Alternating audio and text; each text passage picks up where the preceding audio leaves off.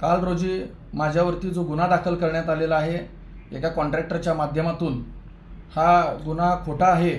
या प्रकरणामध्ये मी कधी त्याला पैशाची मागणी किंवा त्याला मारहाण केलेली नाही, परंतु राजकीय करिअर हे कुठंतरी बदनाम व्हावं याकरिता हे सगळं षडयंत्र पोलीस प्रशासनातील एका अधिकाऱ्याच्या माध्यमातून हे होत आहे।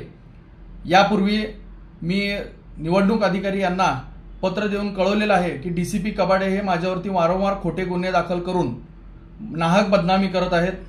डीसीपी कबाडे यांच्या बाबतीमध्ये दिलेलं पत्र हे खरं तर या सगळ्या गुन्ह्यांमागचं कारण आहे। गेल्या 3 महिन्यामध्ये माझ्यावरती हा तिसरा खोटा गुन्हा दाखल हे डीसीपी कबाडे यांनी केलेला आहे। त्यापैकी पहिल्या गुन्ह्यामध्ये माझा कसलाही संबंध नसल्याचं आढळून येतं। दुसऱ्या गुन्ह्यामध्ये मला फायनल करण्यात आलेला आहे, मी ती मारामारी भांडणं केलेली नव्हती। आणि आता हा परत तिसरा गुन्हा ज्यामध्ये माझी बाजू ऐकून न घेता, माझ्या बाजूचे सगळे पुरावे न तपासता राजकीय षडयंत्र करून यामध्ये पोलिसांचा वापर करून राजकारण करण्याचा प्रयत्न या ठिकाणी होत आहे। याबद्दल मी जी काय तक्रार दिलेली आहे त्याची प्रत देखील मी प्रसारमाध्यमांसमोर देतोय। खरं तर या कॉन्ट्रॅक्टरचा आणि माझा कसलाही संबंध या अगोदर आलेला नाही आहे, परंतु काल दुपारी 11 वाजता घडलेली घटना ते सांगतात आणि रात्री 11 वाजता गुन्हा दाखल करतात। या व्यतिरिक्त या अगोदरच्या 2 गुन्हे हे रात्री 1 वाजता आणि रात्री 2 वाजता गुन्हे दाखल करतात, जेणेकरून मला माझी बाजू मांडण्यास कुठेही मदत होऊ नये याकरिता हे षडयंत्र आहे। राजकारणामध्ये खरं तर मी शहर मध्य या विधानसभेमधून इच्छुक असल्यामुळं निवडणूक लढवायची ही भीती ही विरोधकांना आहे आणि या बाबतीमध्ये सर्व पुरावे हे देखील मी निवडणूक आयोगाला दिलेले आहेत।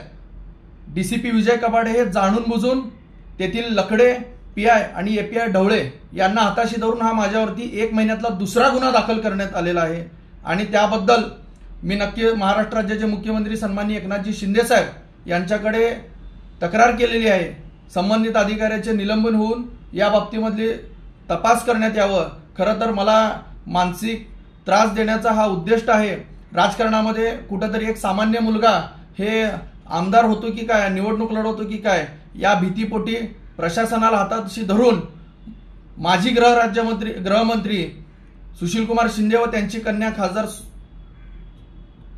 प्रणिती शिंदे हे जाणून बुजून कबाडे यांच्या माध्यमातून हे षडयंत्र करत आहेत।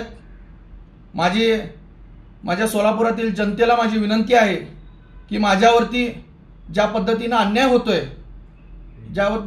होतोय त्या पद्धतीनं जे काय माझ्यावरती हे खोटे आरोप केले जात आहेत, खोटे गुन्हे दाखल करण्यात येतात, याबद्दल नक्कीच मी न्याय मागणार आहे। माझा न्याय व्यवस्थेवरती पूर्णतः विश्वास आहे, त्यामुळं मला न्याय मिळेल। माझे मुख्यमंत्री सन्माननीय एकनाथजी शिंदे साहेब यांच्या कानावरती सगळी गोष्ट आणि त्या बाबतीमध्ये झालेले कागदपत्र हे देखील मी पोचवलेले आहेत।